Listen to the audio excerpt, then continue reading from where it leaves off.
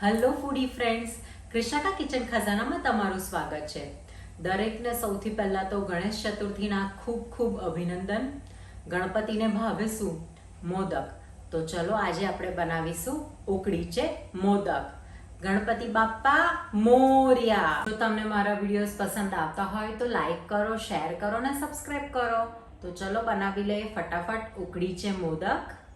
તો સૌથી પહેલાં મોદક માટે આપણે સ્ટફિંગ બનાવી લઈશું.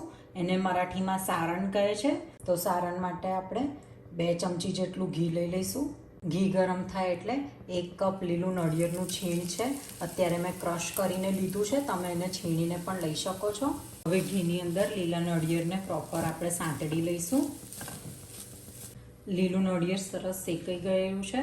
હવે આપણે અંદર એડ કરીશું ગોળ. અત્યારે મેં દેશી ગોળ લીધો છે અને કોપરાના માપથી અડધો લીધો છે. હવે ગોળ ઓગળે ત્યાં સુધીને જ આપણે ગરમ કરવાનો છે, નહીં તો એકદમ ચૂઈ મિક્સચર આપણું રેડી થઈ જશે. ગોળ ગરમ થાય એટલે ગેસ તરત જ બંધ કરી દઈશું. જો તમે ઢીલો ગોળ યુઝ કરતા હોય તો ગેસ બંધ કરી અને કોપરાની અંદર એડ કરીને મિક્સ કરી દેવો, નહીં તો એનો કડક પાયો થઈ જશે. હવે ગોળ ઓગળે ત્યાં સુધીને આપણે એને ગરમ કરીશું. ગોળ સરસ ઓગળી ગયો છે અને ગેસ આપણે બંધ કરી દીધો છે. ખૂબ જ સરસ કલર આવ્યો છે. આપણે જો વ્હાઈટ ગોળ અંદર એડ કરીએ તો આટલો ફાઇન એનો કલર ના આવે, એટલે બને તો દેશી ગોળ યુઝ કરવો. ખૂબ જ સરસ ફ્લેવર આવે છે. હવે અંદર એડ કરીશું ઇલાયચીનો પાવડર. જો તમે અંદર એડ કરવા માંગતા હોય ડ્રાયફ્રૂટ્સ તો અંદર કટ કરીને મનગમતા ડ્રાયફ્રૂટ પણ એડ કરી શકો છો. હવે ઇલાયચીને પ્રોપર સારણની અંદર મિક્સ કરી લઈશું. તો સ્ટફિંગ આપણું બહુ ચીકણું નહીં અને એકદમ હાર્ડ પણ નહીં, આવી રીતનું લચકા જેવું આપણે રાખવાનું છે. તો હવે સ્ટફિંગ આપણું રેડી છે. હવે આપણે બનાવીશું ઉકળ, કે જેને આઉટર લેયર કહેવાય છે લોટનું.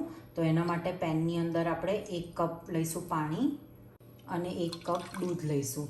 તમે કપ અથવા તો કોઈ પણ એક વાડકીનું મેઝરમેન્ટ ફોલો કરીને રેસીપી બનાવી શકો છો. હવે દૂધ પાણીના મિશ્રણને આપણે ગરમ થવા દઈશું. દૂધ પાણી સરસ ગરમ થઈ ગયા છે.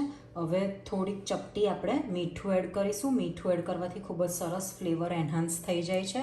અત્યારે આપણે દૂધ પણ લીધું છે. તમે એકલું પાણી પણ યુઝ કરીને મોદક બનાવી શકો છો. પણ ઘણી વખતે મોદકનું આઉટર લેયર એકદમ ડ્રાય થઈ જતું હોય છે અને ફાટી જતું હોય છે. તો આવી રીતના દૂધ એડ કરવાથી એકદમ ક્રીમી ટેક્સચર આવશે અને એકદમ સોફ્ટ બનશે. હવે આપણે અંદર એડ કરીશું 2 કપ ચોખાનો લોટ. હવે પ્રોપર આપણે એને મિક્સ કરી લઈશું. હવે અંદર એડ કરીશું 2 ટેબલ સ્પૂન જેટલું ઘી. તમે ઘીની જગ્યાએ મલાઈ પણ અંદર એડ કરીને પણ સરસ મોદક બનાવી શકો છો. લોટને પ્રોપર દૂધ અને પાણીના મિશ્રણ સાથે મિક્સ કરી દીધું છે. હવે આપણે 10થી 15 મિનિટ સુધીને ઢાંકીને પ્રોપર એને રહેવા દઈશું. 15 મિનિટ થઈ ગઈ છે. હવે લોટને આપણે એક પ્લેટમાં લઈ લઈશું. હવે આપણે લોટને પ્રોપર મસળી લેવાનો છે. જો જરૂર પડે તો તમે પાણી થોડુંક છાંટતા જાઓ અને પછી લોટ બાંધતા જાઓ. આપણે પ્રોપર એને મસળીને રેડી કરવાનો છે. હવે હાથમાં મેં થોડું ઘી લઈ લીધું છે. હવે ઘીવાળો હાથ કરીને એક વખત આપણે મસળી લઈશું. આ લોટને વધારે પડતો ઢીલો પણ નથી કરવાનો ને એકદમ કડક પણ નથી કરવાનો. લોટ એકદમ વધારે પડતો ઢીલો હશે તો મોદક આપણા ચીકણા થઈ જશે અને જો લોટ હાર્ડ હશે તો એ સ્ટીમ થતાં ફાટી જશે. તો આપણે પ્રોપર એને હેન્ડલ કરી શકીએ એ રીતના સોફ્ટ ડો બાંધીને રેડી કરીશું. હવે ફરી મેં થોડુંક ઘી લીધું છે અને આપણે એને પ્રોપર મસળી લઈશું. તો એકદમ સોફ્ટ ડો આપણો બનીને રેડી છે. હવે મોદકનું મોલ્ડ મેં ઘીથી ગ્રીસ કરી લીધું છે. હવે આપણે લોટ જે છે એને મોદક મોલ્ડની અંદર ચારે બાજુ દબાઈને આપણે પ્રોપર શેપ આપીશું. વચ્ચે આપણે સ્ટફિંગ માટેની જગ્યા રાખીશું. એ રીતના ચારે બાજુ દબાવતા જઈશું અને શેપ આપતા જઈશું. હવે આપણે અંદર સ્ટફિંગ એડ કરીશું. કોકોનટનું જે સ્ટફિંગ બનાવેલું છે એ આપણે દબાઈને ભરીશું. હવે પાછું આપણે ઉપર ઉકળ લઈ અને પ્રોપર એને સીલ કરી દઈશું. હવે આપણે મોદકને ડિમોલ્ડ કરીશું. ખૂબ જ સરસ શેપ આવ્યો છે.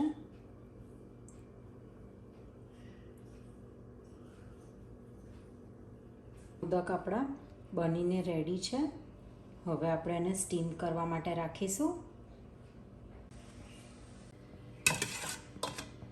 હવે આપણે એને ઢાંકીને 10 થી 15 મિનિટ સુધીને સ્ટીમ થવા દઈશું. 15 મિનિટ થઈ ગઈ છે, ચેક કરી લઈએ.